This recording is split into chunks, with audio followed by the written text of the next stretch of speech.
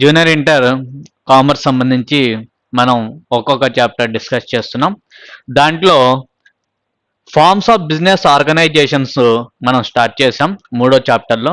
తర్వాత దాంట్లో soul proprietor గురించి డిస్కస్ చేసాం. సోల్ ప్రొపరేటర్ అంటే ఏంటి, సోల్ ప్రొపరేటర్ యొక్క ఫీచర్స్ ఏంటి, తర్వాత అడ్వాంటేజెస్ డిసడ్వాంటేజెస్ అన్ని చూసాం. తర్వాత ఫోర్త్ చాప్టర్ స్టార్ట్ చేసాం, joint Hindu family business and అదేవిధంగా దాంట్లోనే కోఆపరేటివ్ సొసైటీస్.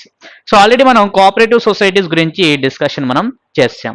ఓకే, సో ఇవాళ joint Hindu family, last class మనం జాయింట్ హిందూ ఫ్యామిలీ స్టార్ట్ చేసాం.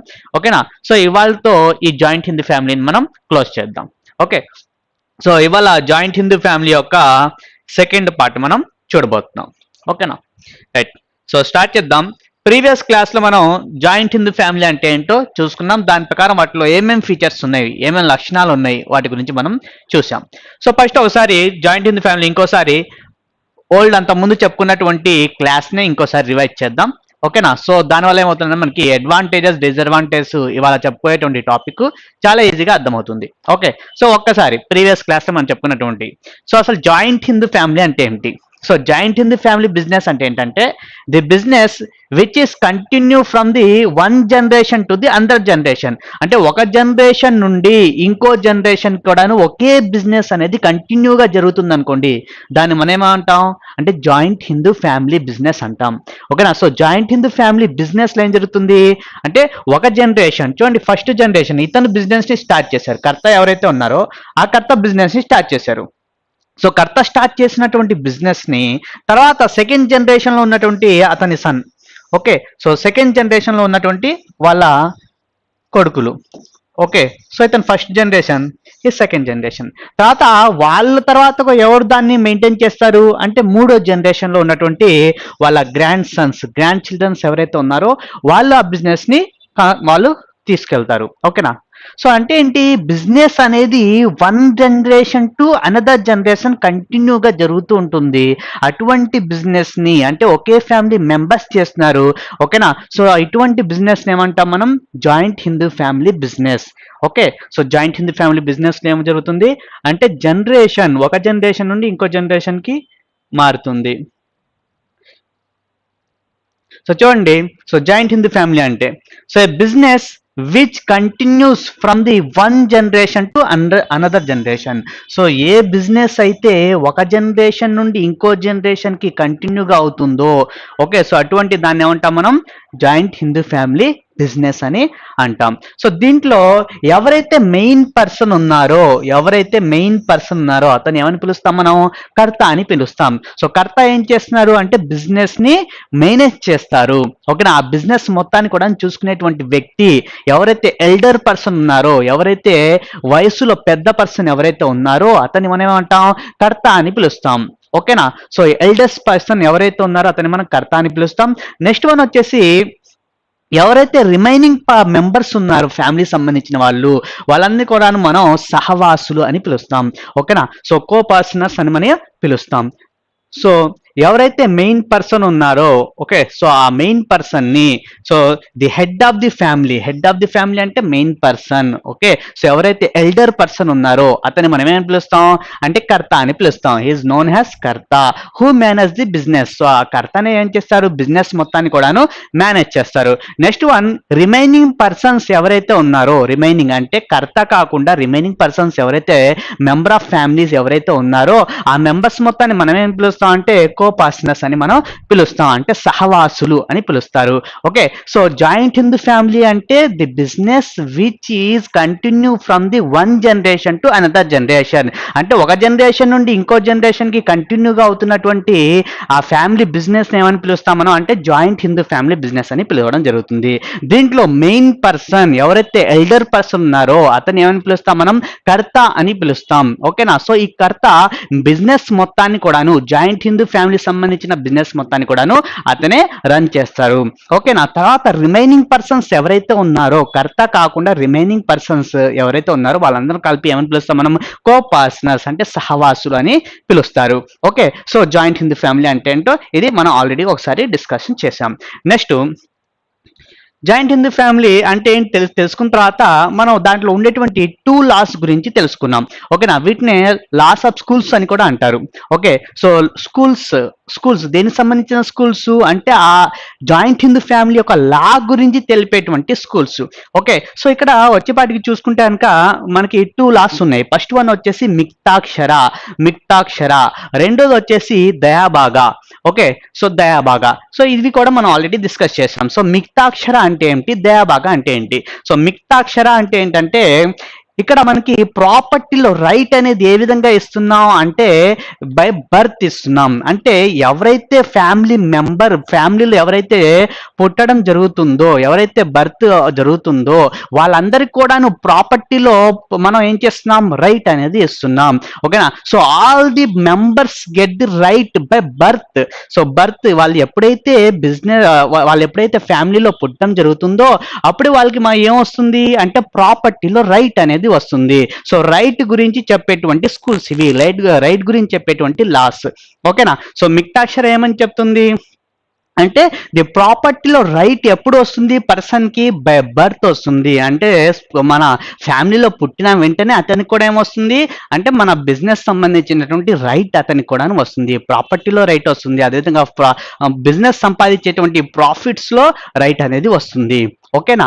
సో ఎవరైతే బిజినెస్ మన ఫ్యామిలీలో పుడతారో ఓకేనా వాళ్ళందరికి కూడా ఏమొస్తుంది, వాళ్ళందరికి కూడాను రైట్ వస్తుంది. ఇది ఎవరు చెప్తున్నారు అంటే మిక్తాక్షర లా చెప్తుంది. సో మిక్తాక్షర లా ఏం చెప్తుందంటే by birth he get the right. ఓకేనా? సో అతనికి రైట్ అనేది వస్తుంది. రెండోది వచ్చేసి దయాబాగా. సో దయాబాగా అని ఏమని చెప్తుంది, he cannot get the right by birth. Okay. So birth ద్వారా రాడు. ఏ విధంగా వస్తుంది అంటే వారసత్వం ద్వారా వస్తుంది. అంటే కర్త చనిపోయిన తర్వాత ఎవరైతే ఎల్డర్ పర్సన్ ఉన్నారో అతనికి ఆ కర్త యొక్క అధికారం అనేది వస్తుంది. ఓకేనా? తర్వాత అతను చనిపోతే అతని తర్వాత ఎవరైతే ఎల్డర్ పర్సన్ ఉన్నారో అతనికి అధికారం అనేది వస్తుంది. అంటే రెస్పాన్సిబిలిటీ కావచ్చు, లేకపోతే ఆ ప్రాపర్టీ మీద ఉన్నటువంటి రైట్స్ కావచ్చు ఎప్పుడు వస్తాయి అంటే ఎప్పుడైతే అతని పైన ఉన్నటువంటి కర్త చనిపోతారో అప్పుడు మాత్రం అతనికి రైట్ అనేది వస్తుంది. ఓకేనా? సో ఇది చెప్పేటువంటి లా ఏంటంటే దయాబగా అనేది మనకి చెప్తుంది. ఓకే. సో 2 లాస్ మన ఇండియాలో అప్లికబుల్ అవుతాయి. ఎందుకంటే జాయింట్ హిందూ ఫ్యామిలీ అనేది మన ఇండియాలో మాత్రమే ఉంది, బయట దేశాల్లో ఎక్కడ కూడా ఈ జాయింట్ హిందూ ఫ్యామిలీ బిజినెస్ అనేది లేదు. ఓకే. సో ఇండియాలో మాత్రమే ఉంది. సో ఇండియాలో ఉంది కాబట్టి వీళ్ళు ఇక్కడ కూడా ఏంటి ఇండియా యొక్క రూల్స్ అనేవి అప్లై అవుతాయి. సో ఇండియాలో 2 రూల్స్ ఉన్నాయి. ఒకటి వచ్చేసి మిక్తాక్షర, రెండోది దయాబాగా. మిక్తాక్షర ఏమని చెప్తుంది, the person get the right on the property of the business are property in the family. So family యొక్క ప్రాపర్టీ మీద కావచ్చు లేకపోతే బిజినెస్ లో ఉండేటువంటి ప్రాపర్టీ మీద కాదు అతనికి ఏమొస్తుంది, రైట్ వస్తుంది, బై బర్త్ వస్తుంది. తర్వాత దయాబాగా ఏమని చెప్తుంది అంటే he can not get the right by birth. అంటే పుట్టిన వెంటనే అతనికి రైట్ రాదు. ఎప్పుడు వస్తుంది, ఎప్పుడైతే కర్త చనిపోతాడో ఆ తర్వాత వచ్చేటువంటి పర్సన్ అంటే వారసత్వం లాగా. ఓకేనా? సో వారసత్వం లాగా మనకి ఇక్కడ ప్రాపర్టీలో రైట్ అనేది వస్తుంది. సో ఈ 2 లాస్ చెప్తున్నాయి. అయితే మిక్తాక్షర లా అనేది అన్ని చోట్ల అప్లికబుల్ అవుతుందా, మనకి 2 లాస్ ఉన్నాయని చెప్పాం. మన భారతదేశం మొత్తానికి కూడా 2 లాస్ ఉన్నాయని చెప్పాం. సో 2 లాస్ మొత్తం భారతదేశానికి అప్లికబుల్ అవుతాయా? ఒక లా ఏమో ప్రాపర్టీలో రైట్ ఇవ్వమని చెప్తుంది, ఒక లా ఏమో ప్రాపర్టీలో రైట్ లేదని చెప్తుంది. మరి ఏ విధంగా అప్లై చేస్తాం, ఎవరికి అప్లై చేస్తాం? సో ఇక్కడ చూసుకుంటే కనుక వెస్ట్ బెంగాల్ అదేవిధంగా అస్సాం ఈ 2 రాష్ట్రాలకి మాత్రమే దయాబాగా అనేది అప్లికబుల్ అవుతుంది. ఓకేనా? సో వెస్ట్ బెంగాల్ అస్సాం రాష్ట్రాలకి ఈ దయాబాగా అనేది అప్లికబుల్ అవుతుంది. అంటే అక్కడ పుట్టినటువంటి ప్రతి వాళ్ళకి వెంటనే ప్రాపర్టీలో రైట్ అనేది రాదు. ఎప్పుడు వస్తుంది ప్రాపర్టీలో రైట్ అంటే సో ఎప్పుడైతే కర్త చనిపోతాడో ఓకేనా, సో వారసత్వం లాగా ఒక పర్సన్ చనిపోయిన తర్వాత ఇంకో పర్సన్ కి, ఇంకో పర్సన్ చనిపోయిన తర్వాత ఇంకో పర్సన్ కి, సో ఈ విధంగా వారసత్వం లాగా వాళ్ళకి ప్రాపర్టీలో రైట్ వస్తుంది. రిమైనింగ్ టోటల్ ఇండియా మొత్తం కూడా ఏ రూల్ అప్లికబుల్ అవుతుంది అంటే మిక్తాక్షర రూల్ అనేది అప్లికబుల్ అవుతుంది. ఓకేనా? సో మిక్తాక్షర రూల్ ఏమని చెప్తుంది అంటే ప్రాపర్టీలో రైట్ అనేది బై బర్త్ అతనికి వస్తుంది. ఓకే. సో వీటి గురించి కూడా మనం ఆల్రెడీ డిస్కషన్ చేసాం. నెక్స్ట్ ఫీచర్స్ గురించి మనం చూసాం. ఫీచర్స్, సో జాయింట్ హిందూ ఫ్యామిలీలో ఏమేమి ఫీచర్స్ ఉంటాయి? సో జాయింట్ హిందూ ఫ్యామిలీలో ఫీచర్ చూసుకుంటాక ఫస్ట్ ఫీచర్ వచ్చేసి formation. Okay. So formation, so joint Hindu family ఏ విధంగా ఏర్పడుతుంది, ఎంతమంది కావాలి అంటే మినిమం 2 మెంబర్స్ ఉండాలి, ప్లస్ బిజినెస్ అనేది ఉండాలి, ప్రాపర్టీ అనేది ఉండాలి. So common property. Okay. So at least 2 members and have the common property. So common property ఉండి కామన్ బిజినెస్ ని స్టార్ట్ చేసుకుంటే కనుక అది జాయింట్ హిందూ ఫ్యామిలీలోకి వస్తుంది. ఓకేనా? సో కామన్ ప్రాపర్టీ ఉండి 2 ఫ్యామిలీ మెంబర్స్ ఉండాలి. వీళ్ళతో బిజినెస్ అనేది స్టార్ట్ చేస్తానికి అది జాయింట్ హిందూ ఫ్యామిలీ కిందకి వస్తుంది. ఓకే, సో ఫార్మేషన్ అనేది ఏ విధంగా జరుగుతుంది అంటే విత్ టూ మెంబర్స్ ఈ ఫార్మేషన్ లో కంపల్సరిగా ఉంటారు. ఓకేనా, సో కామన్ ప్రాపర్టీ ఉంటుంది, తర్వాత వాళ్ళ ఫ్యామిలీ మెంబర్స్ అయ్యి ఉండాలి. ఓకే, సో ఫార్మేషన్ గురించి మనం చూసుకున్నాం. Next legal status. So legal status ఏ లా ఏమైనా చట్టం కానీ ఏమైనా అప్లికబుల్ అవుతుందా? సో జాయింట్ హిందూ ఫ్యామిలీకి ఒక లా అనేది అప్లికబుల్ అవుతుంది. ఓకేనా, సో హిందూ లా 1956 ప్రకారం వారసత్వ చట్టం అంటాం. ఓకేనా, సో 1956 దీనికి అప్లికబుల్ అవుతుంది. సో ఆ చట్టంలో ఏ విధంగా అయితే రాసి ఉందో ఆ విధంగా వీళ్ళు కూడా ఏం చేయాలి, బిజినెస్ ని రన్ చేయాల్సి వస్తుంది. సో ప్రాఫిట్స్ ని ఏ విధంగా పంచాలి, లేకపోతే వాటిలో ఉండేటువంటి ఆస్తి తగాదాలు ఏమైనా వస్తాయనుక వాటిని ఏ విధంగా డీల్ చేయాలి, మొత్తం కూడా ఎక్కడ రాసి ఉన్నాయి అంటే చట్టంలో రాసి ఉన్నాయి. సో రాజ్యాంగంలో ఆల్రెడీ మనం ఏం చేసాం, ఒక చట్టాన్ని క్రియేట్ చేసుకున్నాం. ఓకేనా, so joint Hindu family act. ఓకేనా, సో వారసత్వ చట్టం అని చెప్తాం. ఓకే, సో హిందూ వారసత్వ చట్టం ప్రకారం 1956 ప్రకారం మనం ఏం చేస్తాం అంటే మన బిజినెస్ ని రన్ చేస్తాం. ఓకేనా, అంటే ఇదేంటి దేని కిందకు వస్తుంది అంటే లా కిందకు వస్తుంది. ఓకే, సో ఆ లా ప్రకారం సక్సెషన్ యాక్ట్ అని చెప్తాం దాన్ని మనం. ఓకేనా, సో ఆ యాక్ట్ ప్రకారం మనం బిజినెస్ ని నడపడం జరుగుతుంది. తర్వాత చెప్పుకునే ఏంటంటే మెంబర్షిప్. సో మెంబర్షిప్ ఏ విధంగా వస్తుంది, ఫ్యామిలీ మెంబర్ ఎప్పుడు అవుతారు అంటే బర్త్ ఫ్యామిలీ మెంబర్ అవుతారు. సో ఇక్కడ ఏమైనా అగ్రిమెంట్ ఉందా అంటే అగ్రిమెంట్ వల్ల మనం బిజినెస్ ని స్టార్ట్ చేయము. ఓకేనా, సో జాయింట్ హిందూ ఫ్యామిలీ అనేది బై అగ్రిమెంట్ మెంబర్ అవ్వడు. సో ఏ విధంగా మెంబర్ అవుతారు అంటే బై బర్త్ మెంబర్ అవుతారు. సో ఎప్పుడైతే బిజినెస్ లోకి మన ఫ్యామిలీలోకి మెంబర్ వస్తారో, ఓకేనా, అదే విధంగా మన బిజినెస్ లో కూడాను అతను మెంబర్ కిందకి వచ్చేస్తారు. సో అతనికి కూడాను ప్రాపర్టీలో రైట్ వస్తుంది, అదేవిధంగా అతనికి కూడాను బిజినెస్ లో రైట్ అనేది వస్తుంది. సో ఇక్కడ చూసుకుంటే కనుక మెంబర్షిప్ ఏ విధంగా వస్తుంది అంటే బై బర్త్ వస్తుంది. ఇంకేమైనా విధాలుగా మనం మెంబర్షిప్ ని తీసుకోవచ్చా? సో అడాప్షన్ చేసుకోవడం వల్ల, దత్తత తీసుకోవడం వల్ల. ఓకేనా, సో దత్తత తీసుకున్నారు అనుకోండి, సో దానివల్ల ఆ పర్సన్ కూడా ఏమవుతుంది అంటే మెంబర్షిప్ అనేది వస్తుంది. ఆ ఫ్యామిలీ బిజినెస్ లో అతనికి కూడాను మెంబర్షిప్ అనేది వస్తుంది. ఓకే, నెక్స్ట్ వన్, ఒకవేళ అలా కాకుండా ఇంకే విధంగా వాళ్ళకి మెంబర్షిప్ ఉంటుందా అంటే marry with the male person. So మన ఫ్యామిలీలో సంబంధించినటువంటి మేల్ పర్సన్ ని ఎవరైనా మ్యారేజ్ చేసుకుంటే కనుక, ఓకేనా, పెళ్లి చేసుకోవడం వల్ల ఆ ఎవరైతే వధువు వస్తారో, ఓకేనా, సో వాళ్ళకు కూడా ఏముంటుంది, వాళ్ళకు కూడాను ప్రాపర్టీలో రైట్ అనేది వస్తుంది. సో మెంబర్షిప్ ఏ విధంగా వస్తుంది బిజినెస్ లోకి అంటే చూసుకుంటే కనుక ముందుగా వచ్చేటువంటి మెయిన్ సోర్స్ ఏంటంటే బై బర్త్, ఆ ఫ్యామిలీలో పుట్టడం వల్ల అతను మెంబర్ అవుతాడు. రెండోది వచ్చేసి అడాప్ట్ చేసుకోవడం వల్ల, అంటే వాళ్ళ ఫ్యామిలీలో ఎవరైనా పిల్లలు పుట్టకపోతే ఏం చేసుకుంటారు, అడాప్ట్ చేసుకుంటారు. సో అడాప్ట్ చేసుకోవడం వల్ల ఆ పర్సన్ ఎవరైతే అడాప్షన్ మనం చేసుకున్నామో, ఓకేనా, సో ఎవరినైతే అడాప్ట్ చేసుకున్నామో ఆ పర్టికులర్ పర్సన్ కూడా ఏమవుతారు, మన ఫ్యామిలీ యొక్క మెంబర్ అవుతాడు. లేకపోతే మూడో సోర్స్ వచ్చేసి మ్యారేజ్ చేసుకోవడం వల్ల. సో ఎవరైతే మేల్ పర్సన్ మ్యారేజ్ చేసుకుంటారో, సో వాళ్ళు ఎవరినైతే మ్యారేజ్ చేసుకున్నారో ఆ వధువు కూడాను ఏమవుతుంది, మన ఫ్యామిలీ బిజినెస్ యొక్క ఆస్తికి సంబంధించినటువంటి వాటా వాళ్ళకు కూడాను వస్తుంది. సో వాళ్ళకు కూడాను ప్రాపర్టీలో రైట్ అనేది వస్తుంది. సో మెంబర్షిప్ అనేది బై బర్త్ వస్తుంది, not by the legal status. Okay, not by the agreement. So agreement వల్ల రాదు, నాట్ బై ది కాంట్రాక్ట్ చేసుకోవడం వల్ల అతను మన పార్ట్నర్షిప్ లోకి మన యొక్క బిజినెస్ లోకి ఎంటర్ అవ్వడు. ఓకేనా, సో దేని ద్వారా వస్తుంది అంటే బై బర్త్ వస్తుంది. ఇంకేమైనా సోర్సెస్ ఉన్నాయా అంటే 2 సోర్సెస్ ఉన్నాయి. ఒకటి అడాప్షన్, రెండోది మేల్ పర్సన్ ని మ్యారేజ్ చేసుకోవడం వల్ల. ఓకేనా, సో ఈ 3 విధాలుగా మన బిజినెస్ లోకి మెంబర్ అయ్యేటువంటి అవకాశం ఉంది. అంతేగాని కాంట్రాక్ట్ వల్ల కానీ అగ్రిమెంట్ వల్ల కానీ ఎవరు కూడా మన బిజినెస్ లోకి మెంబర్ గా రారు. నెక్స్ట్ వన్ వచ్చేసి మేనేజ్మెంట్. సో ఇక్కడ జాయింట్ హిందూ ఫ్యామిలీ యొక్క టోటల్ బిజినెస్ ని ఎవరు మెయింటైన్ చేస్తున్నారు అంటే కర్తనే మెయింటైన్ చేస్తున్నాడు. సో కర్తకి టోటల్ డిసిజన్స్ తీసుకునేటువంటి అధికారం మొత్తం కూడా ఎవరి చేతిలో ఉంటుంది అంటే కర్త చేతిలోనే ఉంటుంది. సో టోటల్ బిజినెస్ ని మేనేజ్ చేసేటువంటి పర్సన్ కర్త. అతను ఎవరికి కూడాను రెస్పాన్సిబిలిటీ తీసుకోవాల్సినటువంటి అవసరం లేదు. అతను ఎవరికి కూడాను మరి వాటి గురించి ఎక్స్ప్లెయిన్ చేయాల్సినటువంటి అవసరం లేదు. అతను తీసుకున్నటువంటి డిసిజన్ గురించి ఎవరికి కూడా ఎక్స్ప్లెనేషన్ ఇవ్వాల్సినటువంటి అవసరం లేదు. సో టోటల్ రెస్పాన్సిబిలిటీ అతనికే ఉంటుంది. ఓకే, సో టోటల్ రెస్పాన్సిబిలిటీ ఉంటుంది. తర్వాత ప్రాఫిట్ షేరింగ్. సో ఏ విధంగా ఒకవేళ బిజినెస్ లో వచ్చేటువంటి ప్రాఫిట్స్ ని ఏ విధంగా పంచుకోవాలి అంటే ఈక్వల్ గా పంచుకోవాలి.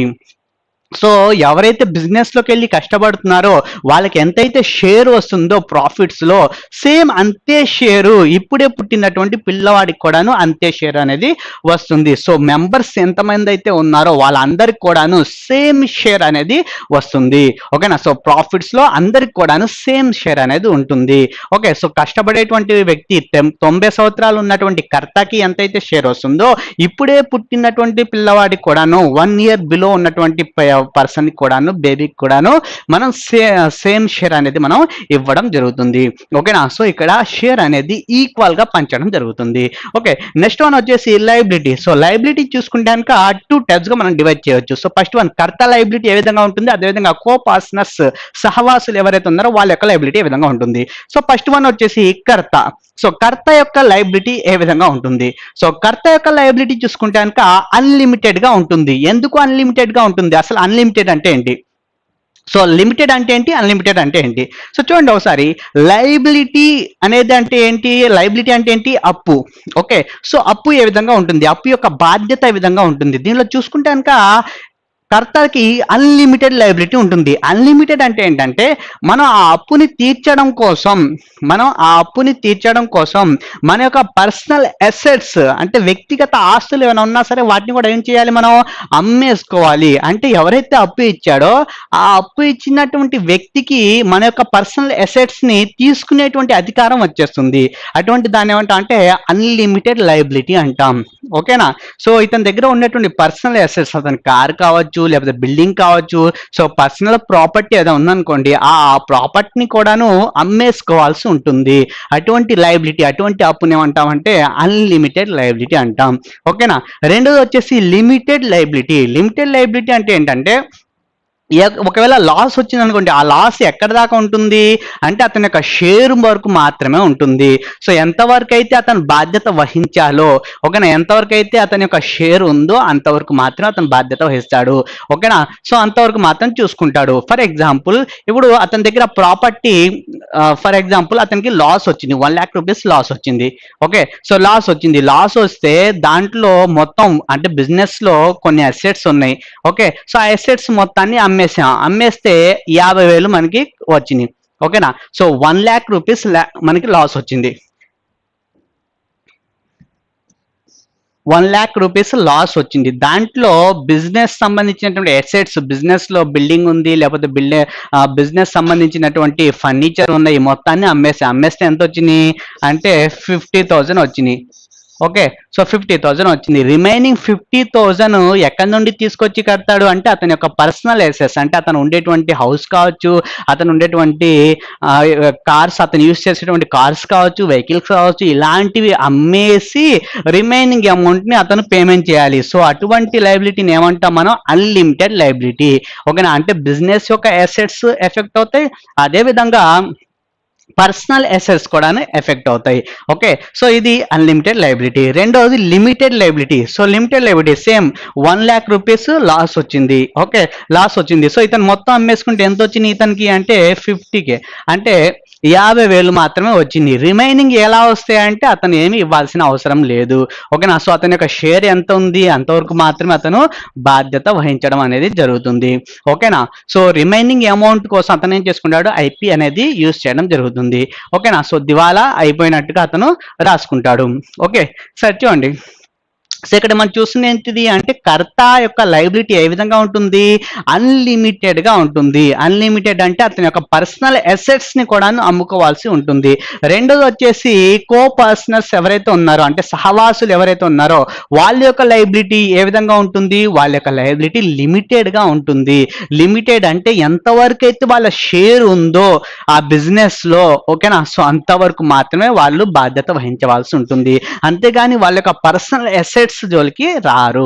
ఓకేనా, సో లిమిటెడ్ కి అన్లిమిటెడ్ కి డిఫరెన్స్ అనేది తెలిసి ఉండాలి. సో లిమిటెడ్ అంటే మన యొక్క షేర్ ఎంత వరకు ఉందో అంతవరకు మనం మాత్రం బాధ్యత వహిస్తాం. 10 రూపాయలు మన షేర్ వస్తుంది అనుకోండి, ఆ 10 రూపాయల వరకే మనం బాధ్యత అనేది వహిస్తాం. అంతేగాని మన టోటల్ అసెట్స్ ని మనం అమ్ముకోము. ఓకేనా, తర్వాత అన్లిమిటెడ్ అంటే మన యొక్క పర్సనల్ అసెట్స్ ని కూడా అమ్మేసుకుంటాం. సో ఇక్కడ వచ్చేపాటికి కర్త యొక్క లైబిలిటీ అన్లిమిటెడ్ గా ఉంటుంది, అంటే అతని యొక్క పర్సనల్ అసెట్స్ కూడాను మనం ఇవ్వాల్సి వస్తుంది లాస్ వస్తే. అదే కో పర్సనల్స్ కి పర్సనల్ ఎసెట్స్ జోలికి రారు. ఎంతైతే వాళ్ళ వాటా ఉందో బిజినెస్ లో అంతవరకు మాత్రమే వాళ్ళు అమౌంట్ అనేది పేమెంట్ చేయాల్సి ఉంటుంది. నెక్స్ట్ వన్ వచ్చేసి కంటిన్యూటీ.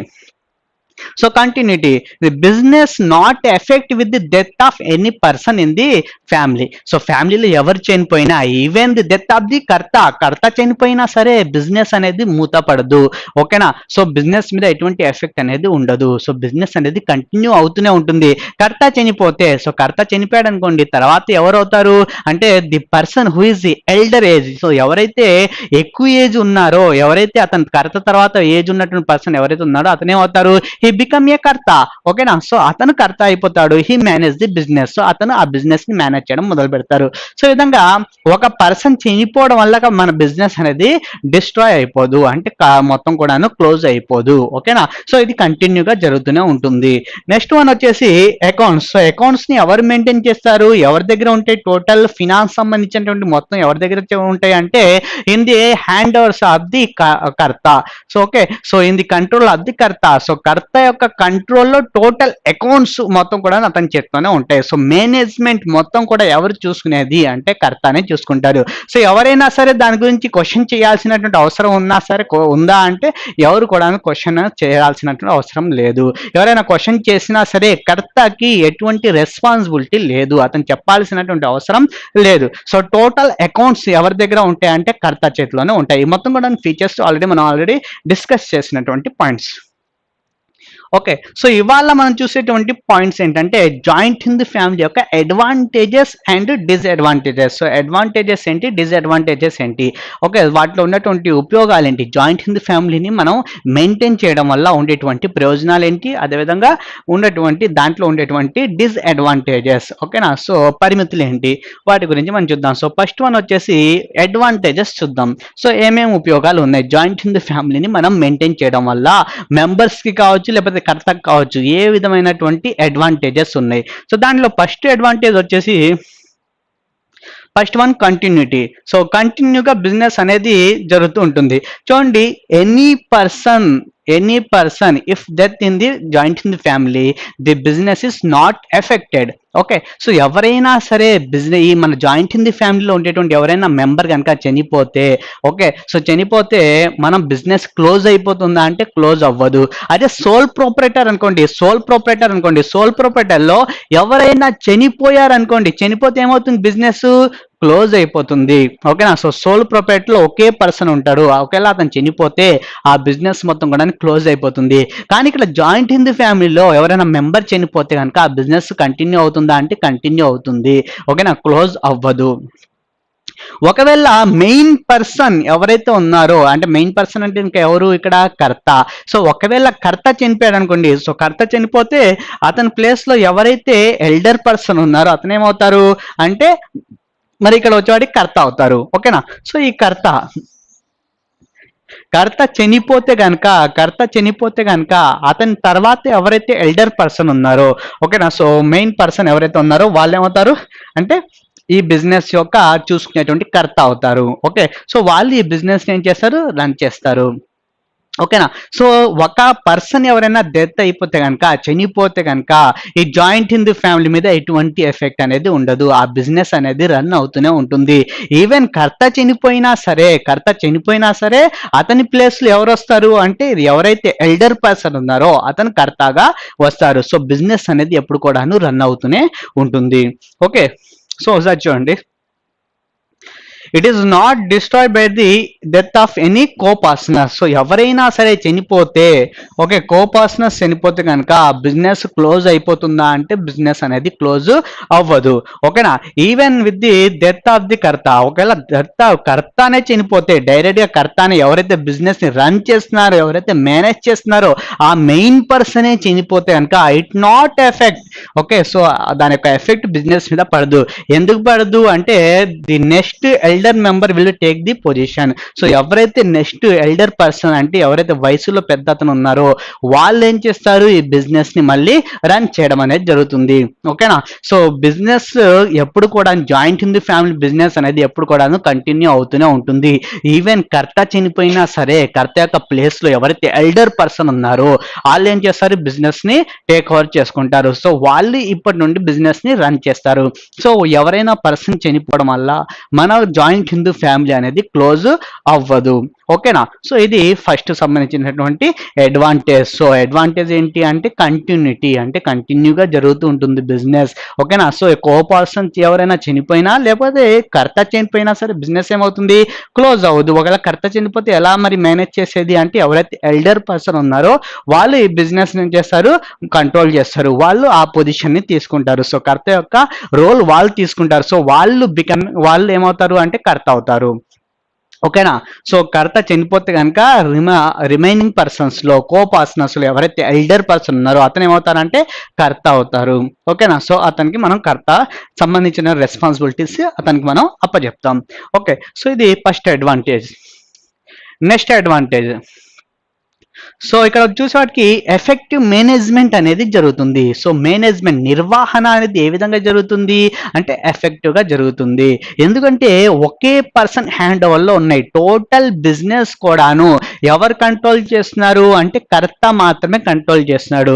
సో టోటల్ బిజినెస్ ని ఎవరైతే ఎల్డర్ పర్సన్ ఉన్నారో ఆ పర్సనే టోటల్ బిజినెస్ ని కంటిన్యూ చేస్తున్నారు. ఓకేనా? సో వాళ్ళే కంట్రోల్ చేస్తున్నారు. సో తీసుకునేటువంటి ప్రతి డిసిజన్, ఓకే, సో బిజినెస్ లో తీసుకునేటువంటి ప్రతి డిసిజన్ కావచ్చు, ఓకేనా, లేకపోతే బిజినెస్ సంబంధించినటువంటి క్యాపిటల్ ఎక్కడి నుండి తీసుకురావాలి, దానికి సంబంధించిన సోర్స్ ఏ విధంగా సెలెక్ట్ చేసుకోవాలి, దాని గురించి డిసిజన్స్ కావచ్చు, లేకపోతే ఏ ప్రొడక్ట్స్ ని మనం సేల్ చేయాలి, లేకపోతే ఏ ప్రొడక్ట్స్ ని మనం పర్చేజ్ చేయాలి, ఏ రా మెటీరియల్ ఎక్కడ పర్చేజ్ చేయాలి, ఇలాంటి ప్రతి డిసిజన్ కూడా ఎవరు తీసుకుంటారు అంటే వన్ అండ్ ఓన్లీ పర్సన్ కర్త తీసుకుంటారు.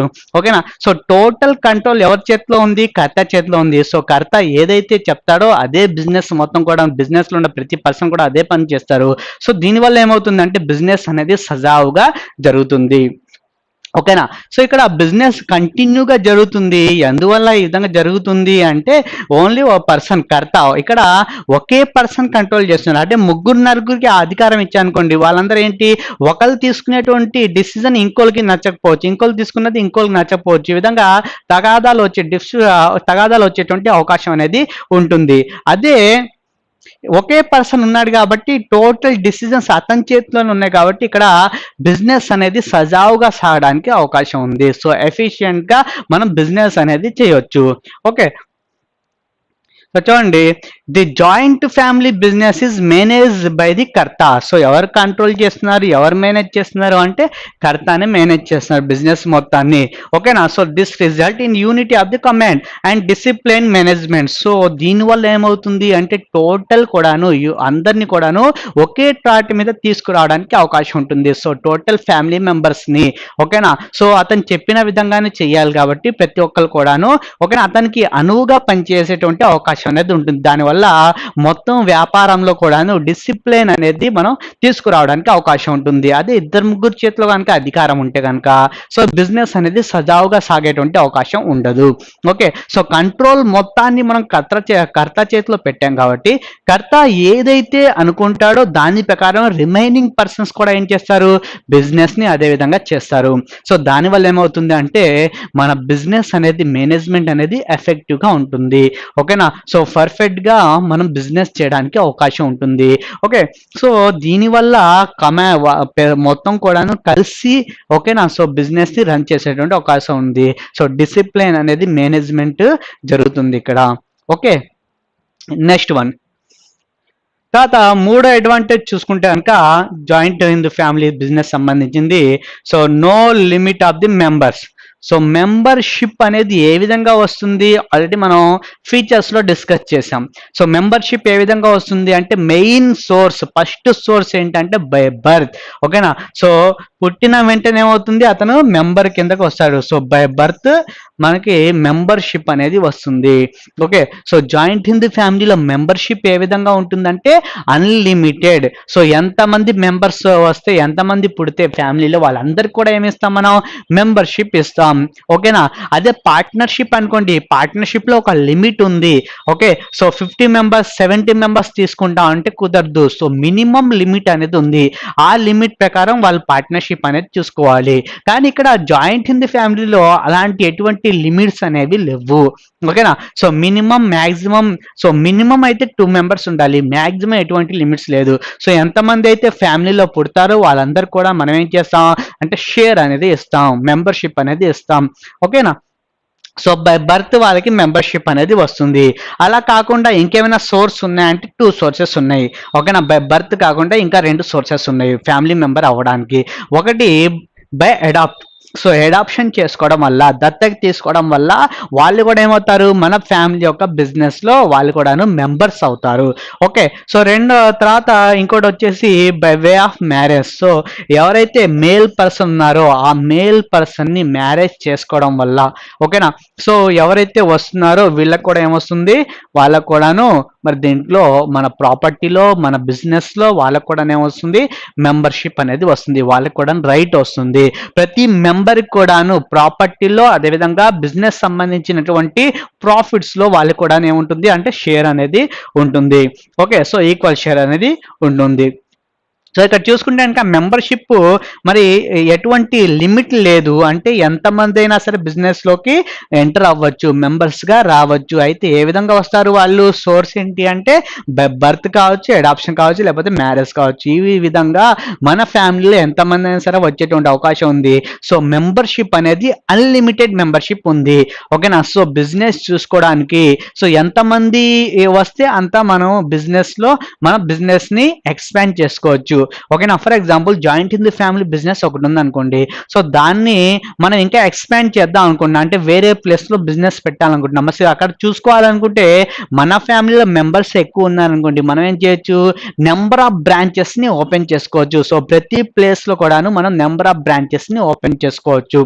ఓకే, సో ఇక్కడ మెంబర్స్ ఈ విధంగా మనకి యూజ్ చేసేటువంటి అవకాశం ఉంది. సో నెంబర్ ఆఫ్ మెంబర్స్ పెరిగారనుకోండి, దానివల్ల ఏమవుతుంది, మనం మరి బిజినెస్ ని ఎక్స్పాండ్ చేసినప్పుడు ప్రతి చోట కూడాను మన తరపున ఒక పర్సన్ ని మనం నియమించుకోవడానికి అవకాశం ఉంటుంది. అంటే బయట నుండి ఎవరైనా పెట్టామనుకోండి, సో వాళ్ళు మనకి నిజాయితీగా పనిచేస్తారా లేదా అని మనం చెప్పలేం. అది వీళ్ళందరూ కూడా జాయింట్ హిందూ ఫ్యామిలీ కర్త కింద పనిచేస్తారు కాబట్టి మనం ఈ ఎంతమంది అయితే మెంబర్స్ పెరుగుతూ ఉంటారో వాళ్ళని మనం ఏం చేస్తాం, తీసుకువెళ్ళి ఇటువంటి బ్రాంచెస్ ఏవైతే ఉన్నాయో ఆ బ్రాంచెస్ లో సెట్ చేయడానికి అవకాశం ఉంటుంది. సో మెంబర్స్ ఏ విధంగా ఉంటుంది, మెంబర్షిప్ అనేది అంటే అన్లిమిటెడ్ గా ఉంటుంది. ఓకేనా? So the membership of the family members can be acquired by birth. So ఏ విధంగా వస్తుంది వాళ్ళకి మెంబర్షిప్ అనేది అంటే బై బర్త్ వస్తుంది. సో ఎంతమంది అయినా సరే పుట్టవచ్చు కాబట్టి, ఓకేనా? So hence there is a no limit to the membership. So number of members ని మనం జాయిన్ చేసుకోవడానికి అవకాశం ఉంటుంది. ఓకేనా? సో ఇది ఒక అడ్వాంటేజ్. ఎందుకు ఇది అడ్వాంటేజ్ అయింది అంటే, మనం బ్రాంచెస్ ఓపెన్ చేసినప్పుడు మన మెంబర్స్ ఎవరైతే ఉన్నారో, మన ఫ్యామిలీ మెంబర్స్ కో పార్ట్నర్స్ ఎవరైతే ఉన్నారో వాళ్ళందరినీ కూడా బిజినెస్ లో తీసుకువస్తాం. ఓకేనా? సో వాళ్ళ యొక్క స్కిల్స్ ని కూడా మనం యూజ్ చేసుకోవచ్చు, వాళ్ళు చదువుకున్నటువంటి ఆ ఎడ్యుకేషన్ ని కూడా మనం యూజ్ చేసుకోవచ్చు. ఓకేనా? సో దాని ద్వారా మన బిజినెస్ ని ఇంకా కూడా ఎక్స్పాండ్ చేసేటువంటి అవకాశం ఉంటుంది. Okay, so number of members పెరుగుతున్న కొద్దీ మన ఫ్యామిలీకి కూడా ఏమవుతుందంటే బెనిఫిట్ అనేది వస్తుంది. సో ఏ విధంగా బెనిఫిట్ వస్తుంది అంటే, వాళ్ళని మనం business number of companies open చేసినప్పుడు, నెంబర్ ఆఫ్ ఫార్మ్స్ ఓపెన్ చేసినప్పుడు, నెంబర్ ఆఫ్ బ్రాంచెస్ ఓపెన్ చేసినప్పుడు వాళ్ళని మనం యూజ్ చేసుకోవడానికి అవకాశం ఉంటుంది. ఓకేనా? సో మెంబర్షిప్ అనేది అన్లిమిటెడ్ గా ఉంది కాబట్టి మనం ఎంతమంది అయినా తీసుకోవచ్చు. ఓకేనా? సో మన బిజినెస్ లోకి హెల్ప్ఫుల్ గా మనం యూజ్ చేసుకోవచ్చు. ఓకే, తర్వాత 4వ అడ్వాంటేజ్ వచ్చేసి ఈక్వల్ షేర్. సో ఎవరైతే కర్త ఎంతైతే కష్టపడి ప్రాఫిట్స్ ని సంపాదిస్తున్నాడో ఆ ప్రాఫిట్స్ లో మనం ఏం చేస్తున్నాం, రిమైనింగ్ పర్సన్స్ కి షేర్ అనేది ఇస్తున్నాం. సో రిమైనింగ్ పార్ట్నర్స్ ఎవరైతే ఉన్నారో వాళ్ళందరూ కూడా ఏ విధంగా ఇస్తున్నాం అంటే ఈక్వల్ షేర్ అనేది ఇస్తున్నాం. సో కో పార్ట్నర్స్ ఎవరైతే ఉన్నారో వాళ్ళందరికి కూడాను మనం ఏం చేస్తున్నాం, ప్రాఫిట్స్ లో కొంత పార్ట్ అనేది ఇస్తున్నాం. ఓకేనా? సో వీళ్ళందరికి కూడాను ఎవరైతే కర్త కష్టపడి సంపాదించినటువంటి అమౌంట్ ని మనం ఏం చేస్తున్నాం, అందరికి కూడాను మనం షేర్ ఇస్తున్నాం. అంటే వాళ్ళు పని చేసినా చెయ్యకపోయినా, even they efforts in the business are not, he get the right in the profits. So profits లో అతనికి కూడా రైట్ అనేది వస్తుంది, అతనికి కూడా షేర్ అనేది వస్తుంది కో పార్ట్నర్ కి. ఓకేనా. సో అతను బిజినెస్ వచ్చి చేసినా చేయకపోయినా ఆల్రెడీ మనం చెప్పుకున్నాం 90 years ఉన్నటువంటి కర్త బిజినెస్ లో వర్క్ చేస్తున్నాడు, 2 years ఉన్నటువంటి చిల్డ్రన్ గ్రాండ్ చిల్డ్రన్ ఏం చేస్తున్నాడు, ఆడుకుంటున్నాడు. ఓకేనా. సో ఇతను కష్టపడి పనిచేసినటువంటి అమౌంట్ లో ఈ గ్రాండ్ చిల్డ్రన్ కూడా ఏమవుతుంది, వాటా అనేది వస్తుంది. ఓకేనా. సో ఈక్వల్ రైట్ ఎవరైతే కో పార్ట్నర్స్ ఉన్నారో, కో పార్ట్నర్స్ అంటే రిమైనింగ్ పర్సన్స్ ఎవరైతే ఉన్నారో వాళ్ళందరికి కూడాను మరి ఈ వచ్చేటువంటి ప్రాఫిట్స్ లో వాళ్ళకి వాటా ఉంటుంది. సో ఇది ఒక అడ్వాంటేజ్. ఎవరికి అడ్వాంటేజ్ అంటే కో పార్ట్నర్స్ ఎవరైతే ఉన్నారో వాళ్ళందరికీ కూడాను అడ్వాంటేజ్. సో అమౌంట్ ని ఏం చేస్తారు ఇతను అంటే కో పార్ట్నర్స్ కి ఇవ్వడం జరుగుతుంది. సో ఏదైతే ప్రాఫిట్స్ వస్తుందో ఓకేనా, సో ఆ ప్రాఫిట్స్ లో వాళ్ళకి కూడా ఏమవుతుంది, వాటా అనేది ఇవ్వడం జరుగుతుంది. ఓకే. సో చూడండి, all the members have the equal share. So ప్రతి ఒక్కరు కూడాను ఈక్వల్ షేర్ అనేది ఉంటుంది, సమానమైనటువంటి వాటా అనేది ఉంటుంది. ఓకేనా. So in the profits of the business irrespective of their effect. So వాళ్ళు బిజినెస్ లో కష్టపడి పని చేసినా చెయ్యకపోయినా, వాళ్ళు బిజినెస్ చూసుకున్నా చూసుకోకపోయినా ఓకేనా, సో వాళ్ళకు కూడా ఏమొస్తుంది అంటే ఈక్వల్ షేర్ అనేది వస్తుంది. సో కో పార్ట్నర్స్ ఎవరైతే ఉన్నారో, సహవాసులు ఎవరైతే ఉన్నారో వాళ్ళందరికి కూడాను వాళ్ళు బిజినెస్ లో వచ్చి పార్టిసిపేట్ చేసినా, బిజినెస్ యాక్టివిటీస్ అసలు ఏం చూసుకోకుండా ఇంట్లోనే ఉన్నా లేకపోతే చదువుకుంటున్నా ఓకేనా, సో వాళ్ళకి కూడా ఏమొస్తుంది అంటే ప్రాఫిట్స్ లో కొంత పార్ట్ అనేది మనం ఇవ్వడం జరుగుతుంది. ఓకే. సో ఈక్వల్ షేర్ అనేది మనం ఇస్తాము. సో ఇది ఒక అడ్వాంటేజ్. నెక్స్ట్ ఐదో అడ్వాంటేజ్ వచ్చేసి క్విక్ డిసిజన్స్. సో ఏ డిసిజన్ తీసుకోవాలన్నా సరే మనం ఈ కర్త చేతిలోనే ఉంటుంది కాబట్టి కర్త వెంటనే తీసుకునేటువంటి అవకాశం ఉంది. ఫర్ ఎగ్జాంపుల్ పార్ట్నర్షిప్ అనుకోండి, పార్ట్నర్షిప్ అంటే ఇద్దరు ముగ్గురు కలిసి చేసేటువంటి వ్యాపారం. ఓకే. సో పార్ట్నర్షిప్ ఉందనుకోండి, నా సొంతగా నేను నిర్ణయాలను తీసుకోవడానికి కుదరదు. ఓకే. సో సొంతగా నిర్ణయాలు తీసుకోవడానికి కుదరదు. ఫర్ ఎగ్జాంపుల్ ఏబిసి ముగ్గురు కలిసి వ్యాపారం చేస్తున్నారు, ముగ్గురు కలిసి భాగస్తులు అంటే పార్ట్నర్షిప్ ఏర్పాటు చేసుకొని వ్యాపారం చేస్తున్నారు. ఇక్కడ ఏదైనా డిసిజన్ తీసుకోవాలనుకుంటే కనుక కంపల్సరిగా బి అండ్ సిని వాళ్ళతో మాట్లాడి వాళ్ళ యొక్క ఒపీనియన్ తీసుకొని ఆ డెసిజన్ తీసుకోవాలి. ఓకే. సో ఏ బిజినెస్ లో ఉంటాడు, బీసీ ఏం చేస్తారు అంటే బయట సేల్స్ సంబంధించినటువంటి పనులు చూసుకుంటారు. మరి ఏదైనా డిసిజన్ తీసుకోవాలనుకున్నా సరే ఏం చేయాలి, రిమైనింగ్ పర్సన్స్ యొక్క ఒపీనియన్ అనేది తీసుకోవాలి, వాళ్ళకి కన్సెంట్ అనేది తీసుకోవాలి. ఓకే. సో బీసీ బయట సేల్ చేస్తారు, వచ్చేసి బిజినెస్ లో ఉంటాడు. ఓకే. బిజినెస్ సంబంధించిన మేనేజ్మెంట్ చూసుకుంటాడు. సో ఏదైనా డిసిజన్ తీసుకోవాలనుకుంటే కంపల్సరీగా బీసీని వాళ్ళ యొక్క ఒపీనియన్ ని తీసుకోవాల్సింది. అదేవిధంగా బీసీ సేల్స్ దగ్గర ఉంటారు, వాళ్ళు ప్రైజెస్ ని వాళ్ళు ఇష్టం వచ్చినట్టుగా పెంచుకోవడం లేకపోతే ఇష్టం వచ్చినట్టుగా తగ్గించుకోవడం కుదరదు. వాళ్ళు కూడా ఏం చేయాలి, ఆ సేల్ చేసేటప్పుడు వాళ్ళు కూడాను కంపల్సరిగా యొక్క ఒపీనియన్ ని తీసుకోవాలి. సో వాళ్ళు తీసుకునేటువంటి డిసిజన్స్ రిమైనింగ్ పర్సన్స్ మీద ఆధారపడి ఉంటాయి. ఓకే. దేంట్లో పార్ట్నర్షిప్ లో. కానీ ఇక్కడ జాయింట్ ఇన్ ది ఫ్యామిలీలో మరి పర్సన్స్ ఎక్కువ మంది ఉన్నా సరే ఓకేనా, కో పర్సన్స్ ఎక్కువగా ఉన్నా సరే మొత్తం డిసిజన్ పవర్ ఎవరి దగ్గర ఉంటుంది అంటే కర్త చేతిలో మాత్రమే ఉంటుంది. సో కర్త తీసుకునేటువంటి ప్రతి డిసిజన్ కూడాను ఫైనల్ డిసిజన్. అతను ఎవరికి రెస్పాన్సిబుల్, ఎవరికి కూడాను సమాధానం చెప్పాల్సినటువంటి అవసరం లేదు. ఓకే. సో టోటల్ డిసిజన్స్ ఎటువైపు వెళ్ళాలి, ఏం చేయాలి, మన బిజినెస్ లో ఏ ప్రోడక్ట్ ప్రొడక్షన్ చేయాలి, ఏ ప్రోడక్ట్ ని ఆపేయాలి లేకపోతే ఏ ప్రోడక్ట్ ని ఇంకా ఎక్స్పాండ్ చేసుకోవాలి, ఎన్ని బ్రాంచెస్ పెట్టాలి, ఎంతమంది స్టాఫ్ ని తీసుకోవాలి, ఇలాంటి మొత్తం బిజినెస్ సంబంధించినటువంటి ప్రతి యాక్టివిటీ, ఫ్యామిలీ సంబంధించిన ప్రతి యాక్టివిటీ డిసిజన్ కూడా ఎవరి చేతిలో ఉంటుంది, కర్త చేతిలోనే ఉంటుంది. సో కర్త ఎవరి యొక్క ఒపీనియన్ తీసుకోవాల్సిన అవసరం లేదు కాబట్టి ఇతను ఏం చేయొచ్చు అంటే వెంటనే డిసిజన్ ని తీసుకోవచ్చు. ఓకేనా. సో క్విక్ డిసిజన్ తీసుకునేటువంటి అవకాశం అనేది ఉంటుంది. సో ఎవరి మీద కూడా ఆధారపడాల్సినటువంటి అవసరం లేదు కాబట్టి ఓకేనా. సో ఇతనే డైరెక్ట్ గా ఏం చేయొచ్చు, టోటల్ కో పర్సన్స్ కి అతను డైరెక్ట్ గా ఏం చేయొచ్చు అంటే టోటల్ డిసిజన్స్ గురించి చెప్పవచ్చు.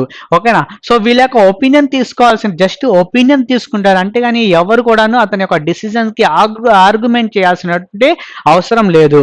ఓకేనా. సో ఇక్కడ కర్తకి టోటల్ పవర్ అనేది మనం ఇచ్చాం. సో అతను వెంటనే డిసిజన్ తీసుకునేటువంటి అవకాశం ఉంది. సో చూడండి, all the decisions are made by the karta. So ప్రతి డిసిజన్ కూడాను బిజినెస్ సంబంధించింది కావచ్చు లేకపోతే ఫ్యామిలీ సంబంధించింది కావచ్చు. సో ప్రతి డిసిజన్ కూడాను ఎవరి చేతిలో ఉంటుంది అంటే కర్త హ్యాండ్స్ లోనే ఉంటుంది. సో కర్త యొక్క కంట్రోల్లోనే ఉంటుంది.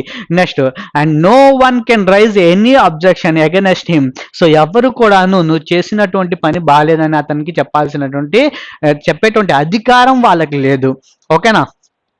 సో టోటల్ డిసిజన్ తీసుకునేటువంటి అధికారం కర్త దగ్గరే ఉంది కాబట్టి, సో కర్తనే అన్ని కూడా డిసిజన్స్ తీసుకున్నాడు కాబట్టి, ఓకేనా, సో తొందరగా తీసుకునేటువంటి అవకాశం ఉంది. ఎందుకంటే రిమైనింగ్ వాళ్ళతో సంప్రదించాల్సినటువంటి అవసరం లేదు. రిమైనింగ్ పర్సన్స్ ఏంటి, వాళ్ళ ఒక ఒపీనియన్ ఏంటి, అలా వాళ్ళని అడగాల్సినటువంటి అవసరం లేదు కాబట్టి, సో కర్త వెంటనే డిసిజన్ తీసుకునేటువంటి అవకాశం అనేది ఉంటుంది. ఎలా అయితే సోల్ ప్రొప్రైటర్షిప్ లో ఒకే పర్సన్ వెంటనే క్విక్ గా డిసిజన్ తీసుకుంటాడో, సో ఇక్కడ కూడా కర్త వెంటనే డిసిజన్ తీసుకునేటువంటి అవకాశం అనేది ఉంటుంది.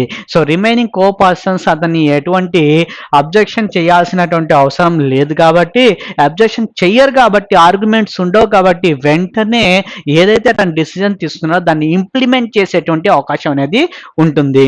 ఓకేనా? సో ఇది కూడాను ఒక అడ్వాంటేజెస్. ఓకే, తర్వాత లాస్ట్ అడ్వాంటేజ్ వచ్చేసి limited liability. So limited liability ఎవరికి లిమిటెడ్ లైబిలిటీ అంటే, ఎవరైతే మెంబర్స్ ఉన్నారో, కోపార్ట్నర్స్ ఎవరైతే ఉన్నారో వాళ్ళ యొక్క లైబిలిటీ ఏ విధంగా ఉంటుంది అంటే లిమిటెడ్ గా ఉంటుంది. సో ఇది ఎవరికి అడ్వాంటేజ్ అంటే, కోపార్ట్నర్స్ ఎవరైతే ఉన్నారో వాళ్ళకి అడ్వాంటేజ్. సో సహవాసులు ఎవరైతే ఉన్నారో వాళ్ళకి ఉండేటువంటి అడ్వాంటేజ్ ఏంటి అంటే, వాళ్ళ యొక్క లైబిలిటీ అనేది లిమిటెడ్ గా ఉంటుంది. అదే కర్త లైబిలిటీ చూసుకుంటానికి, కర్త లైబిలిటీ ఏ విధంగా ఉంటుంది, అన్లిమిటెడ్ గా ఉంటుంది. సో అది డిసడ్వాంటేజ్ అవుతుంది. కానీ వీళ్ళకి ఇదేమవుతుందంటే అడ్వాంటేజ్ అవుతుంది. ఓకేనా? సో ఇక్కడ చూసుకుంటే ఒకసారి డయాగ్రామ్ చూస్తే కనుక మీకు క్లారిటీ వస్తుంది. సో ఇవి పర్సనల్ అసెట్స్ అంటే అతని యొక్క కార్ కావచ్చు, లేకపోతే బిల్డింగ్ కావచ్చు, లేకపోతే అమౌంట్ కావచ్చు. ఓకేనా? సో ఈ క్యాష్ మొత్తం కూడా అతని యొక్క పర్సనల్ అసెట్స్. ఓకే, తర్వాత ఇది డెటార్స్ అంటే అప్పు ఉన్నటువంటి వాళ్ళు. ఓకేనా? సో వీళ్ళకి మనం డబ్బులు పేమెంట్ చేయాలి. ఓకే, సో వీళ్ళు క్రెడిటార్స్ అంటే మనం వాళ్ళకి డబ్బులు పేమెంట్ చేయాలి, అప్పు ఉన్నాం మనం బిజినెస్.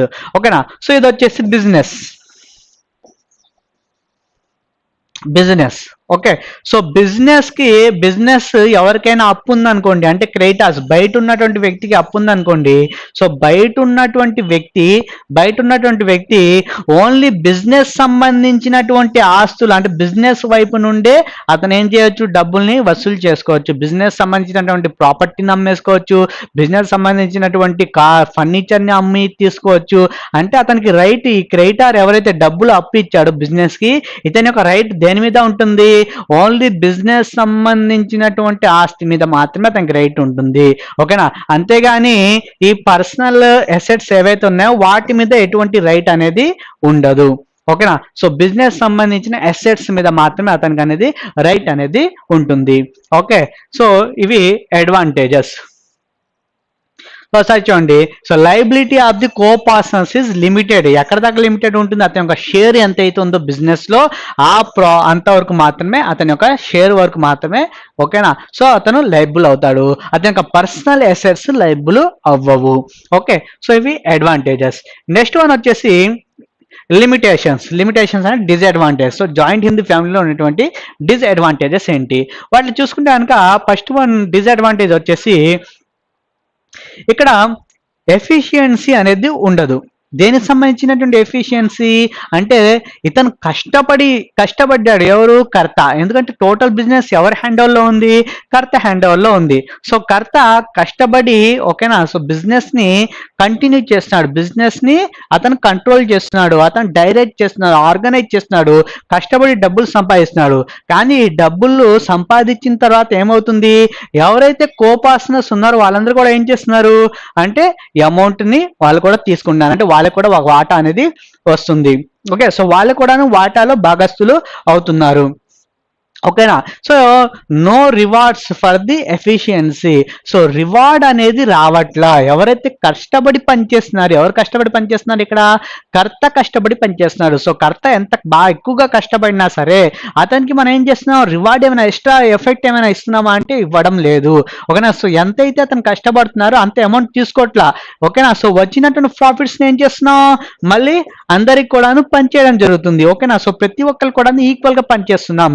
సో ఇతను ఇతను కష్టపడినటువంటి దానికి అతనికి రివార్డ్ వచ్చిందా, అతను కష్టపడిన దానికి ప్రతిఫలం వచ్చిందా అంటే ప్రతిఫలం రాలేదు. సో ఎఫిషియన్సీ ఉన్నా, బాగా కష్టపడి పనిచేసినా సరే, ఓకేనా, సో వచ్చినటువంటి ప్రాఫిట్స్ లో అందరికి కూడా వాటా వస్తుంది.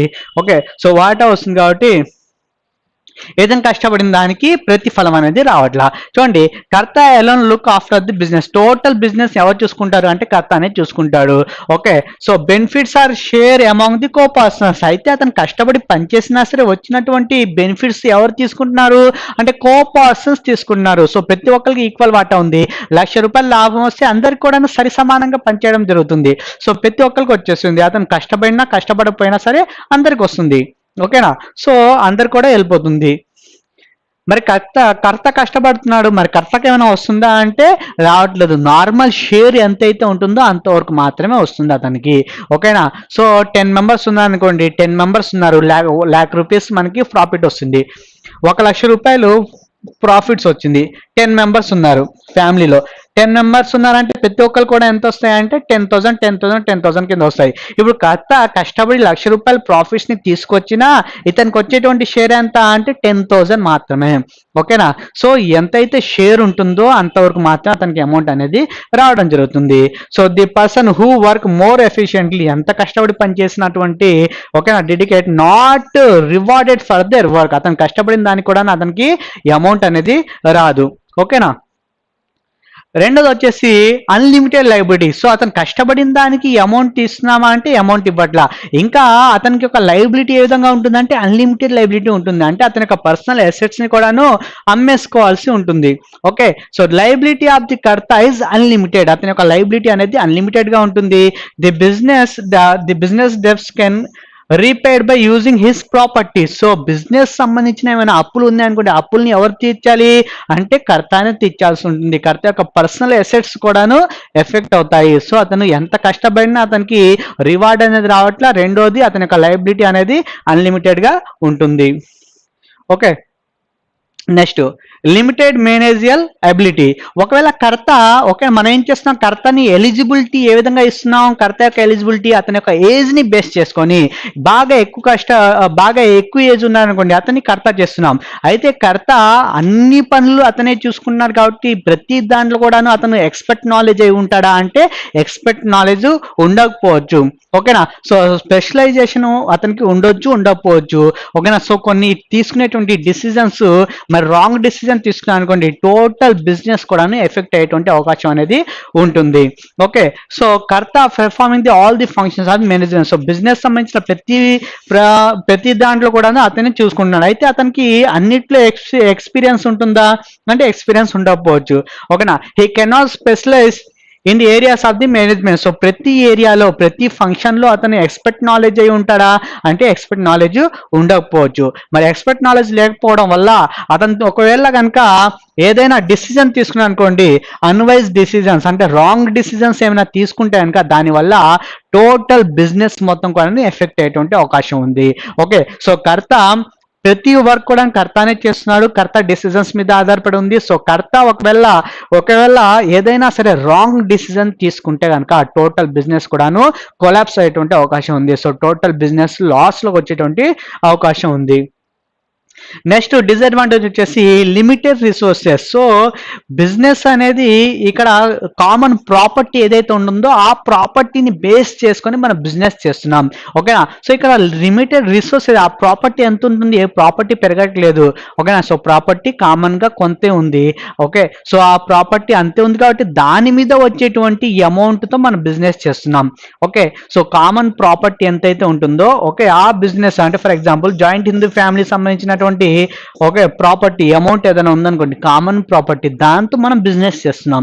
ఓకేనా, సో ఇక్కడ ఉన్నటువంటి అమౌంట్ తో మనం బిజినెస్ చేస్తున్నాం ఈ ప్రాపర్టీతో, అంటే అందరి యొక్క హక్కు దాని మీద ఉంది, దాంతో మనం బిజినెస్ చేస్తున్నాం. మరి ఇది కాకుండా ఇంకేమైనా డబ్బులు ఎక్స్ట్రా వస్తున్నాయా, ఇప్పుడు బ్రాంచెస్ పెట్టాలనుకున్నాం, మరి బ్రాంచెస్ పెట్టాలనుకుంటే అమౌంట్ ఎక్కడ నుండి వస్తుంది అంటే పర్సనల్ అమౌంట్ ఎవరైనా ఇస్తారా అంటే పర్సనల్ అమౌంట్ ఎవరు ఇవ్వరు. ఓకేనా, so common amount, common property ఏదైతే ఉందో మెంబర్స్ది దాంతోనే మనం బిజినెస్ చేయాలి. ఓకేనా, సో రిసోర్స్ ఏ విధంగా ఉంది అంటే చాలా తక్కువగా ఉంది. Okay, so joint Hindu family యొక్క ప్రాపర్టీ ఎంతైతే ఉంటుందో ఆ ప్రాపర్టీలతోనే మనం బిజినెస్ అనేది చేయాలి. ఓకే. సో, బిజినెస్ చేయాలి కాబట్టి మనం ఏం చేస్తాం అంటే ఎంతైతే అమౌంట్ ఉందో దాంతోనే మనం బిజినెస్ చేస్తాం. ఓకే. సో, అందుకే బయట నుండి వచ్చేటువంటి రిసోర్స్ లేదు. పార్ట్నర్‌షిప్ అనుకోండి, ఒక పర్సన్‌ని బయట నుండి మనం తెప్పించుకుంటాం. తెప్పించుకున్నప్పుడు ఏం చేస్తాం, అతని దగ్గర నుండి ఎంతో కొంత అమౌంట్ మనం రిసీవ్ చేసుకుంటాం. అంటే మనం పార్ట్నర్‌షిప్ పెట్టుకుంటే గనుక రిసోర్స్ పెరుగుతుంది. ఓకే. కానీ ఇక్కడ మాత్రం ఆ రిసోర్స్ పెరిగేటువంటి అవకాశం అనేది లేదు. ఓకే. రిసోర్స్ పెరిగేటువంటి అవకాశం లేదు. ఎందుకు లేదు అంటే మనం కామన్ ప్రాపర్టీ ఎంతైతే ఉంటుందో దాంతోనే బిజినెస్ చేస్తాం. ఓకేనా. సో, బిజినెస్ ఎక్స్పాండ్ చేయాలన్నా సరే ఇదే అమౌంట్‌తో చేయాలి. ఇక్కడ అమౌంట్ తక్కువగా ఉంది కాబట్టి మనం ఏం చేస్తాం అంటే రిసోర్స్ అనేది చాలా తక్కువగా ఉండి బయట నుండి అప్పులు తెచ్చుకోవాల్సి వస్తుంది. ఓకేనా. సో, ఇక్కడ మెయిన్ పాయింట్ ఏంటి అంటే రిసోర్స్ అనేది చాలా తక్కువగా ఉంది. ఓకే. సో, బిజినెస్ యొక్క క్యాపిటల్ కావచ్చు, క్యాపిటల్ అంటే మూలధనం. ఓకేనా. సో, ఓనర్ బిజినెస్ స్టార్ట్ చేయడానికి తీసుకొచ్చేటువంటి అమౌంట్‌ని క్యాపిటల్ అంటాం. సో, ఆ క్యాపిటల్ లిమిటెడ్‌గా ఉంది. ఓకే. అర్థమవుతుందా? సో, ఇక్కడ పార్ట్నర్‌షిప్ ఇక్కడ వచ్చేవాటికి జాయింట్ హిందూ ఫ్యామిలీ ఎంతైతే కామన్ ప్రాపర్టీ ఉందో, ఓకే. సో, ఆ బిజినెస్ కోసం ఎంతైతే అమౌంట్ ఉందో, కామన్ ప్రాపర్టీ ఉందో అంతవరకు మాత్రమే మనం బిజినెస్ చేసుకోవాలి. ఆ అమౌంట్‌తోనే బిజినెస్ చేసుకోవాలి. ఓకేనా. సో, బయట ఇంకా ఎక్స్పాండ్ చేయాలన్నా సరే పర్సనల్ డబ్బులు ఎవరు ఇవ్వరు కాబట్టి ఈ బిజినెస్ అనేది ఎక్స్పాండ్ చేయడం కుదరదు. సో, ఇక్కడ సోర్స్ చూసుకుంటే గనుక capital and financial resources of the joint in the family is limited. ఓకేనా. సో, పరిమితంగా ఉంటుంది. సో, ఎంతైతే అమౌంట్ వాళ్ళ దగ్గర కామన్ ప్రాపర్టీ ఎంతైతే ఉందో ఆ ప్రాపర్టీతోనే బిజినెస్ అనేది రన్ చేస్తాం. ఆ ప్రాపర్టీ లేకపోతే కనుక బిజినెస్ అనేది రన్ అవ్వదు. ఓకేనా. ఆ బిజినెస్ ఎక్స్పాండ్ చేయడం అనేది కుదరదు. ఓకే. నెక్స్ట్ డిసడ్వాంటేజ్ వచ్చేసి selfishness of the karta. So, కర్త ఒకవేళ కనుక సెల్ఫిష్గా ఆలోచించారనుకోండి. సెల్ఫిష్గా అంటే ఏంటి? ఫర్ ఎగ్జాంపుల్, ఇతను అంత కష్టపడి ఎఫర్ట్స్ పెట్టి ఓకే బిజినెస్ని ప్రాఫిట్స్లో నడిపించినా సరే, లాభాల్లో నడిపించినా సరే, ఆ వచ్చేటువంటి ప్రాఫిట్స్ని ఏం చేస్తున్నాం మనం అందరికీ పనిచేస్తున్నాం. ప్రతి ఒక్కళ్ళు కూడా పనిచేయడం జరుగుతుంది. సో, పర్సన్స్ ఎవరైతే ఉన్నారో అంటే ఆ కష్టపడని వాళ్ళు కూడా ఏం చేస్తున్నారు, ఈ అమౌంట్ని తీసుకుంటున్నారు. ఒకవేళ ఇతను అనిపించింది అనుకోండి మనసులో, నేను కష్టపడినా సరే వీళ్ళు అమౌంట్ తీసుకుంటున్నారు. సో, ఇప్పుడు నేను కష్టపడకుండా ఆ వచ్చేటువంటి అమౌంట్‌ని ఇతనే ఎంజాయ్ చేశాను అనుకోండి. ఓకేనా. అంటే ఫ్రాడ్లెంట్‌గా ఓకేనా, లేకపోతే సెల్ఫిష్‌గా ఆలోచించి ఓకే. సో, ఇక్కడ బిజినెస్‌ని లాస్‌లోకి తీసుకెళ్ళేటువంటి అవకాశం ఉంది. సో, మేనేజ్మెంట్ ఎవరైతే చూసుకుంటున్నాడో అతను గనుక ఓకేనా. సో, రాంగ్ డిసిజన్ తీసుకున్నా లేకపోతే సెల్ఫిష్‌గా ఆలోచించిన ఏమవుతుంది, మనకు joint in the family business లాస్‌లోకి వెళ్ళేటువంటి అవకాశం ఉంది. ఓకే. సో, జాయింట్ ఫ్యామిలీలో లాసెస్ వచ్చేటువంటి అవకాశం ఉంది. ఎప్పుడు లాస్ వస్తుంది అంటే అతని యొక్క మేనేజియల్ ఎబిలిటీ లేకపోయినా, రెండోది అతనికి స్కిల్స్ సరిగ్గా లేకపోయినా సరే ఓకే. అదేవిధంగా అతను సెల్ఫిష్గా ఆలోచించినా సరే ఏమవుతుంది, బిజినెస్ అనేది కొలాప్స్ అయ్యేటువంటి అవకాశం ఉంది. తర్వాత లాస్ట్ పాయింట్,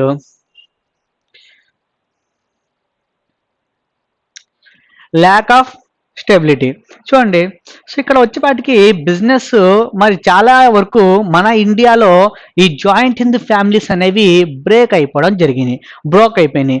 ఎందుకు అంటే మరి ఒకే పర్సన్ కర్త ఏదైతే చెప్తాడో అతని మీదే ఆధారపడి ఉంటుంది. సో, అతను మా మాట ఏండు ఓకేనా. సో, వినరు కాబట్టి ఏమవుతుంది, బిజినెస్లో నుండి బయటికి వచ్చేయడం అంటే ఫ్యామిలీ నుండి బయటకు వచ్చేయడం జరుగుతుంది. ఆల్రెడీ మనం చెప్పుకున్నాం 2 లాస్ ఉన్నాయని చెప్పుకున్నాం. ఓకేనా. సో, ఒకటోది మిక్తాక్షర, రెండోది దయాభాగా. మిక్తాక్షరలో ఏం జరుగుతుంది, అతను పుట్టిన వెంటనే అతనికి కూడా రైట్ వచ్చేస్తుంది ప్రాపర్టీలో. సో, దాని బేస్ మీద అతను ఏం చేస్తాడు, నా వాట నాకు ఇచ్చేయండి, నేను బయటికి వెళ్ళిపోతాను, నేను బిజినెస్ చేయను అని చెప్పేసి బయటికి వెళ్ళిపోతున్నాడు. ఓకేనా. సో, ఈ విధంగా చాలా ఫ్యామిలీస్ ఏమైపోయినాయి అంటే కొలాప్స్ అయిపోయినాయి. ఓకే. సో, వాళ్ళ మధ్యలో వచ్చినటువంటి తగాదాల వల్ల ఓకేనా. సో, దీనివల్ల ఏమవుతుందంటే బిజినెస్ అనేది కొలాప్స్ అయిపోయేటువంటి అవకాశం ఉంది. సో, మన ఇండియాలో ఏం జరుగుతుందంటే మ్యాక్సిమం ఇప్పుడు joint in the family business బాగా తగ్గిపోయినాయి. ఎందుకు తగ్గిపోయినాయి అంటే మొత్తం కూడా కర్త చేతిలోనే హ్యాండ్ ఓవర్లో పెట్టేశాం. మరి కర్త సరిగ్గా కష్టపడుతున్నాడా లేదా దాని ప్రకారం మరి అతను ఏ డిసిజన్ తీసుకున్నా సరే మిగతా వాళ్ళు మాట్లాడడానికి అవకాశం లేదు ఇక్కడ. సో, అందుకే వాళ్ళు ఏం చేస్తున్నారు అంటే బయటకు వచ్చేస్తారు. సో, ఫ్యామిలీ అనేది కొలాప్స్ అయిపోయేటువంటి అవకాశం ఉంది. సో అండి, so joint Hindu family system is broken very fastly. So ఇప్పుడు ఉన్నటువంటి పరిస్థితుల్లో ఒకే పర్సన్ మాట వినాలి అంటే అతను ఏ పని చేసినా సరే, అతను రైట్గా బాగా డబ్బులు సంపాదించినా లేకపోతే నష్టాల్లో తీసుకెళ్తున్నా సరే అతను ఏం చెప్తున్నాడో అదే చెయ్యాలి. ఓకేనా? సో దానివల్ల బిజినెస్ ఏమైపోతుంది అంటే మొత్తం కూడా కొలాప్స్ అయిపోతుంది. ఓకేనా? జాయింట్ హిందూ ఫ్యామిలీస్ మరి విడిపోతున్నారు. ఎవరైతే పీపుల్స్ ఉన్నారో, ఎవరైతే చిల్డ్రన్ ఉన్నారో వాళ్ళందరూ ఏం చేస్తున్నారు అంటే బయటకు వచ్చేస్తున్నారు, వేరే ఫ్యామిలీస్ పెట్టుకుంటున్నారు. ఓకేనా? సో దానివల్ల ఏమవుతుందంటే బిజినెస్ అనేది కొలాప్స్ అయిపోతుంది. ఓకే, సో ఇక్కడ వచ్చే వాటికి ల్యాక్ ఆఫ్ స్టెబిలిటీ అనేది ఉంది. ఓకేనా? సో స్థిరంగా ఉండడం లేదు. ఇవాళ రోజుల్లో మొత్తం బిజినెస్ మొత్తం కూడా ఏమవుతుంది, క్లోజ్ అయిపోతుంది. ఓకే, సో దీంతో మనం జాయింట్ హిందూ ఫ్యామిలీ సంబంధించినటువంటి అడ్వాంటేజెస్ అదేవిధంగా డిసడ్వాంటేజెస్ మనం కంప్లీట్ చేసుకున్నాం. నెక్స్ట్ క్లాస్లో మనం నెక్స్ట్ చాప్టర్ మనం స్టార్ట్ చేద్దాం. ఓకే, సో పార్ట్నర్షిప్ సంబంధించినటువంటి చాప్టర్ మనం నెక్స్ట్ క్లాస్లో స్టార్ట్ చేద్దాం. Okay, thank you.